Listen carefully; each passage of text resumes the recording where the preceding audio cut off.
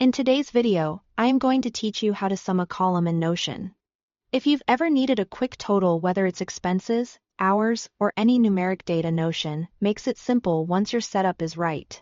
I'll walk you through the steps and share a few tips so your totals are accurate and update automatically as your database changes. First, make sure the column you want to total is a number property. In a Notion database, each column has a property type, and the Calculate menu only sums numeric data. Click the column header to open its menu. Hover over property type and choose number if it isn't already. While you are there, you can also choose how the number is displayed: plain number, currency, or percent, and set decimal precision. Be careful when changing a property type from text or select to number. If your cells contain non-numeric values, Notion may clear or ignore them. If you see unexpected blanks, double-check that your entries are truly numbers, not text that looks like numbers.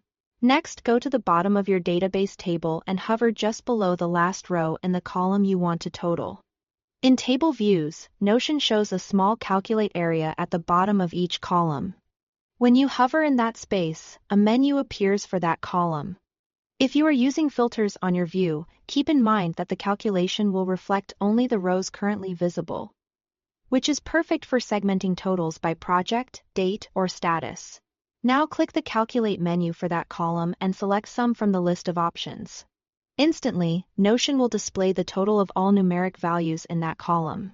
The best part is that this total updates in real time as you add, edit, filter, or remove rows, so you always have an up-to-date figure without any extra work. If you ever need a different calculation like average, median, or minimum, you can return to the same menu and pick another option. But for a simple grand total, sum is the one you want. If sum doesn't appear, revisit the property type and confirm it's set to number, and make sure you are hovering at the very bottom of the specific column you want to total. Also verify you are viewing your data in a table format so the Calculate area is visible. That's all there is to it.